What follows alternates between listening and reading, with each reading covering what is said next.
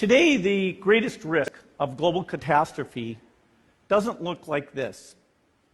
Instead, it looks like this. If anything kills over 10 million people in the next few decades, it's most likely to be a highly infectious virus rather than a war. Not missiles, but microbes.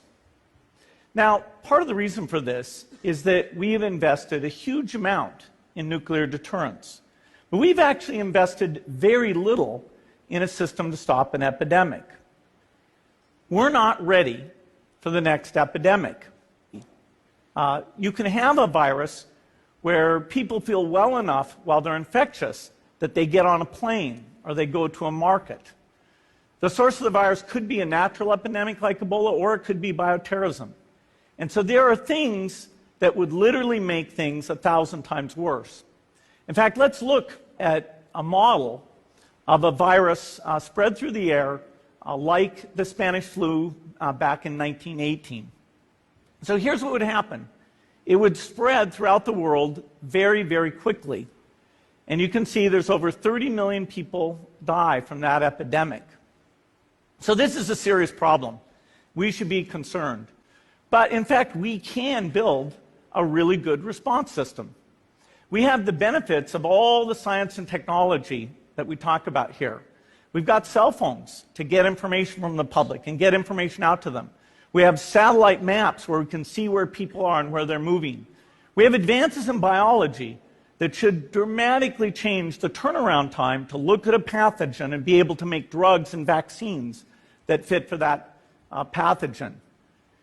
So we can have tools, but those tools need to be put into an overall global health system, and we need preparedness. The best lessons, I think, on how to get prepared are, again, what we do for war. For soldiers, we have full-time waiting to go. We have reserves that can scale us up to large numbers. NATO has a mobile unit that can deploy very rapidly. NATO does a lot of war games to check, are people well-trained? Do they understand about fuel and logistics and the same radio frequencies? So they are absolutely ready to go. So those are the kinds of things we need to deal with an epidemic. What are the key pieces? First is we need strong health systems in poor countries.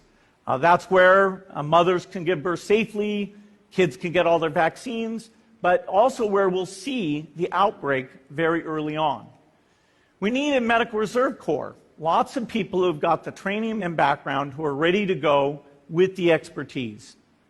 And then we need to pair those medical people with the military, taking advantage of the military's ability to move fast, do logistics, and secure areas. We need to do simulations, germ games, not war games, so that we see where the holes are. The last time a germ game was done in the United States was back in 2001, and it didn't go so well. So far, the score is germs 1, people 0. Finally, we need lots of advanced R&D in areas of vaccines and diagnostics. There are some big breakthroughs, like adeno-associated virus, that could work very, very quickly.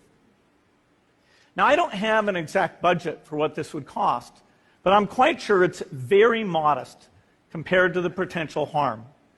The World Bank estimates that if we have a worldwide flu epidemic, global wealth will go down by over $3 trillion, and we'd have millions and millions of deaths. These investments offer significant benefits beyond just being ready for the epidemic. The primary health care, the R&D, those things would reduce global health equity and make the world more just as well as more safe.